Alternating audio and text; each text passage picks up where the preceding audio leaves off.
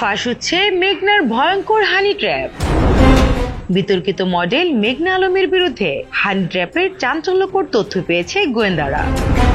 মেঘনা syndicate Saudi আরবের বিদায়ী রাষ্ট্রদূতকে ট্র্যাপে ফেলে $5 মিলিয়ন চাঁদা দাবি করেছিল বলে তদন্তে উঠে আসে। দেশ ছাড়ার আগে রাষ্ট্রদূত অনানুষ্ঠানিকভাবে বাংলাদেশের পররাষ্ট্র মন্ত্রণালয়ে একই ধরনের অভিযোগ করে বলেছেন মেঘনা আলম এবং তার একটি সংঘবদ্ধ চক্র তাকে হানি ট্র্যাপের ফাঁদে ফেলার চেষ্টা করেছিল। এরপরেই পুলিশ তৎপর হয়ে ওঠে। মেঘনা আলমের গ্রেফতারের পর তাকে 1 মাসের আটকাদেশ দিয়ে কারাগারে পাঠানো হয়। মেঘনা আলমের এমন অতৎপরতাকে রাষ্ট্রের বিরুদ্ধে ষড়যন্ত্র বলেই মনে করছেন সংশ্লিষ্টরা। সূত্র জানায়, মেঘনা আলমের কাজ ছিল বিভিন্ন কূটনীতিকদের সঙ্গে ঘনিষ্ঠতা গড়ে তুলে তাদের কাছ থেকে গুরুত্বপূর্ণ তথ্য সংগ্রহ করে তার নির্দিষ্ট গোষ্ঠীর কাছে পৌঁছে দেওয়া। সেই সঙ্গে মোটা অঙ্কের অর্থ হাতিয়ে নেওয়া ছিল অন্যতম উদ্দেশ্য। তবে বিশ্লেষকদের ধারণা, তারা বিদেশি কোনো গোষ্ঠীর হয়ে কাজ করে। বাংলাদেশ ও সৌদি আরবের মধ্যে সম্পর্কের অবনতি ঘটাতে এমন হানি ট্র্যাপ তৈরি করা হয়েছিল কিনা তা খতিয়ে দেখা হচ্ছে। এদিকে মেঘনা আলমের ঘনিষ্ঠ ও সেই হানি ট্র্যাপ সিন্ডিকেট সদস্য ব্যবসায়ী মোহাম্মদ দেওয়ান সমীরকে গ্রেফতারের পর চাঁদাবাজির মামলায় 5 দিনের রিমান্ড চেয়েছে পুলিশ।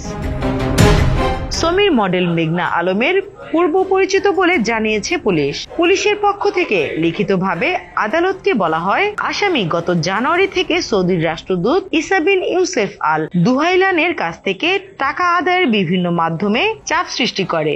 ঢাকা মহানগর দায়রা জজ আদালতের public prosecutor PP Omar Faruk Faruki সাংবাদিকদের জানান, নারীদের ব্যবহার করে বিভিন্ন দেশের রাষ্ট্রদূত ও ধনাঢ্য ব্যক্তিদের কাছ থেকে টাকা আদায়ের চেষ্টা করে আসছেন আসামি দেওয়ান সমীর। তার বিরুদ্ধে সৌদি রাষ্ট্রদূতের কাছে $5 মিলিয়ন চাঁদা দাবির অভিযোগ আনা হয়েছে। এই ঘটনায় তার বিরুদ্ধে শুক্রবার ভাটারা থানা পুলিশ বাদী হয়ে মামলা করে।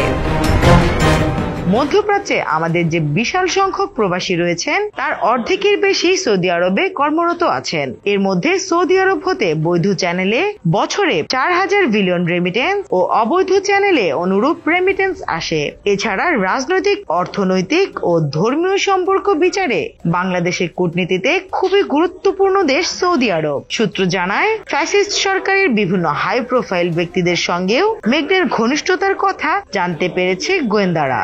আওয়ামী লীগ নেতা মোজাম্মেল হক, আব্দুল মোমেন ও ওবায়দুল কাদেরের ঘনিষ্ঠ ছবি ছাড়াও আওয়ামী লীগের মন্ত্রী মায়ার ছেলের সঙ্গে মেঘনার ঘনিষ্ঠতার তথ্য প্রমাণ এখন গোয়েন্দাদের হাতে। জানা গেছে, মেঘনা আলম সেলিব্রিটি শো এর কথা বলে রাষ্ট্রদূত সহ কূটনৈতিক পাড়ার বিভিন্ন উচ্চ মহলের সঙ্গে মিশতেন। আর সেই মেশার সূত্র ধরেই বিভিন্নভাবে নারী সরবরাহ ও দেহ ব্যবসার একটি নেটওয়ার্ক গড়ে তোলেন। ফলে আর্থিক সুবিধা, তথ্য পাচার, ভিসা তদবির, এমনকি আদম পাচারের মতো কাজও করতেন মেঘনা সিন্ডিকেট। সেজন্য প্রয়োজনে হাই প্রোফাইলধারীদের ব্ল্যাকমেইল করতেও দ্বিধা করতেন না। নিউজ ডেস্ক, দৈনিক নতুন সময়, ঢাকা।